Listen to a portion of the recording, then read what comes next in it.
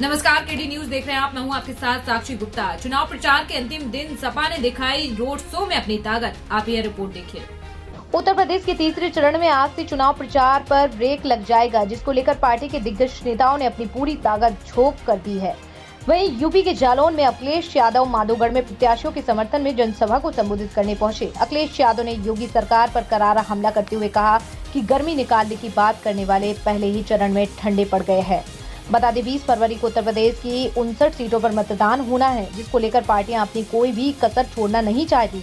वहीं चुनाव प्रचार के आखिरी दिन में अखिलेश यादव जालौन के माधोगढ़ में जनसभा करने पहुंचे और योगी सरकार पर बुंदेलखंड की जनता के साथ धोखा देने का आरोप लगाया। पहले और दूसरे चरण के मतदान को लेकर उन्होंने कहा, सपा ने पहले ही चरण में अपनी बढ़त बना ली थी, वहीं दूसरे चरण में शतक पार कर दिया। तीसरे और चौथे चरण के मतदान में सपा दोहरा शतक भी पार कर देगी। बुंदेलखंड में सपा को सबसे ज्यादा जन समर्थन मिल रहा है, क्योंकि बीजेपी सरकार ने बुंदेलखंड को लोगों को 5 सालों में सिर्फ धोखा दिया है। अन्न जानवर पर बोले अखिलेश, यह सरकार महंगाई, बेरोजगारी और अन्ना पशु पर बात नहीं करती। रात भर यहाँ के किसान जाकर अपने खेतों की रखवाली करते हैं। बाबा के प्रिय जानवर टक्कर मारकर लोगों को मौत की नींद सुला रहे हैं। आपको बताते चले, नोटबंदी के समय सरकार ने गरीबों का पैसा बैंक में जमा करा लिया और उसी पैसों को देश के पूंजीपति लेकर भाग गए। यह सरकार गरीबों के पैसों से अमीरों की तिजोरी भर रहे हैं।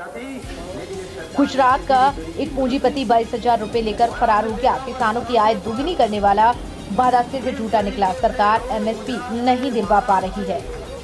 वहीं केंद्रीय गृह मंत्री अमित शाह का नाम लिए बगैर उन्होंने कहा, बीजेपी सरकार के नेता थूक लगाकर डोर टू डोर प्रचार कर रहे थे, वह भी बंद हो गया। लोग उन्हें लाल सिलेंडर दिखाकर भगा देते हैं। डीजल पेट्रोल महंगा हो गया। किसानों को खाद की किल्लत होती है।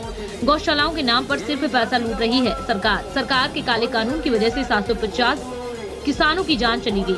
सरकार अगर 750 बार उठक बैठक करेगी, फिर भी किसानों का परिवार उन्हें माफ नहीं करेगा। कोरोना काल में हजारों लोग सड़कों पर पैदल चलकर अपने घर में वापस लौटे। इस दौरान परिवारों को समाजवादी सरकार ने 1 लाख रुपए देकर लोगों की मदद की। कानून व्यवस्था पर उन्होंने योगी सरकार पर तंज कसते हुए कहा कि बाबा पर सबसे ज्यादा मुकदमे हैं और 25,000 का इनामी बदमाश इनकी सरकार में खुलेआम मैच खेल रहा है। कानून व्यवस्था की बात करने वालों के राज में ही महिलाओं पर सबसे ज्यादा अत्याचार हो रहे हैं। जालौन में भी 2 दिन पहले बच्ची लापता हो गई और बाबा झांसी में सो रहे थे।